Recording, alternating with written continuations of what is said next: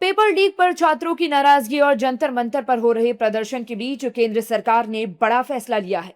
दरअसल NEET paper leak मामले में नेशनल टेस्टिंग एजेंसी ने 47 अधिकारियों को बर्खास्त कर दिया है। इतना ही नहीं, बर्खास्त अधिकारियों के खिलाफ क्रिमिनल केस दर्ज किया जाएगा। ये कदम एनटीए में बड़े पैमाने पर हो रहे बदलाव के तहत उठाया गया है। एक दिन पहले सरकार ने गुरुवार को शिक्षा मंत्रालय के 2 सचिवों को बदला था। अधिकारियों के अनुसार आउटसोर्सिंग व्यवस्था में बदलाव किया जाएगा और संस्था में तकनीकी सुधार लागू किए जाएंगे ताकि परीक्षा को पूरी तरह सुरक्षित किया जा सके और ऐसा टेस्टिंग सिस्टम तैयार किया जा सके जिसमें पेपर लीक की गुंजाइश ना हो। एनटीए 4 सीनियर जनरल मैनेजर और यूपीएससी के प्रतिभा सेतु पोर्टल के जरिए 16 यंग प्रोफेशनल्स नियुक्त करेगा। अब तक उन 4 सीनियर जनरल मैनेजर्स की जिम्मेदारियों की बात करें तो एक मैनेजर प्रश्न बैंक, प्रश्न पत्रों के मानकीकरण, पैच स्कोर सामान्यीकरण, कंप्यूटर आधारित परीक्षा और एआई बेस्ड मूल्यांकन प्रणाली के डेवलपमेंट पर नजर रखेगा। दूसरा मैनेजर देश के 500 से अधिक शहरों और कुछ अंतर्राष्ट्रीय परीक्षा केंद्रों के संचालन की जिम्मेदारी संभालेगा।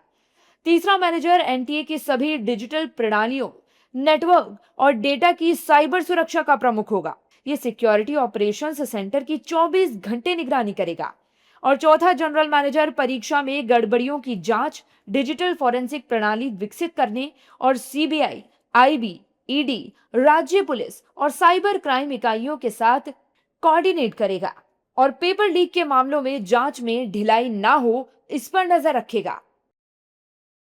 इधर ये कार्रवाई हुई, उधर प्रेस क्लब में बीजेपी से जेपी नड्डा और जितेंद्र सिंह से कॉकरोच जनता पार्टी के सौरभ दास और आशुतोष रांका ने मुलाकात की। ये बातचीत प्रदर्शन खत्म करने और दोनों पक्षों के बीच बातचीत और समाधान निकालने को लेकर हुई। हालांकि एनटीए की कार्रवाई चर्चा में है और उस पर राजनीतिक प्रतिक्रियाएं भी आ रही हैं। सुनिए पक्ष और विपक्ष के नेता क्या कुछ कह रहे हैं। एनडीए क्या है? ये सरकार का कोई एजुकेशन मिनिस्ट्री के अंदर कोई डिपार्टमेंट है? बताइए कौन कर रही है तमाम चीज़ें। एनडीए आज अखबार में क्या है, एनडीए का अंदर भी आधा इसका जो जितना ऑफिसर लोग और जो स्टाफ होना चाहिए वो नहीं, आधा नहीं है। एनडीए नेशनल टेस्टिंग एजेंसी, वो what is that? Is it department और सब डिपार्टमेंट और something connected with the ministry?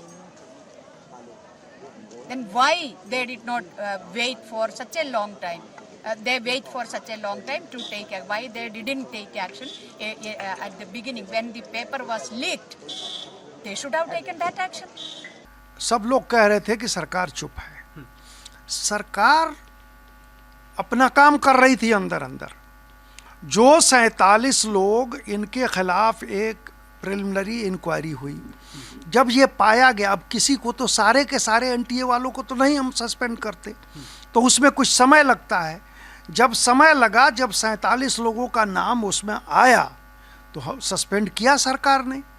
और भी अगर किसी पर एक्शन लेना होगा इस मामले में, जो भी गलत पाए जाएं, नेग्लिजेंट पाए जाएंगे, उन सबके खिलाफ कार्रवाई होगी। कहीं किसी को बख्शा नहीं जाएगा। सरकार का रुख इस पर बहुत ही कड़वा है और सरकार सख्त कार्रवाई करेगी। इतने देर के बाद गए 10 साल में 152 केसेस ये पेपर लीक का हुआ और 10 साल में 7.5 करोड़ छात्रा ये पेपर लीक से उनको नुकसान पहुंचा। तो अचानक कुछ लोग को नेशनल टेस्टिंग एजेंसी एनटीए से निकाल दिया जाएगा, उसे तो समस्या का समाधान नहीं होगा। ये पूरा देखना चाहिए। आपको याद दिलाते चलें कि 3 मई 2026 को हुई नीट यूजी 2026 परीक्षा का पेपर लीक हुआ था।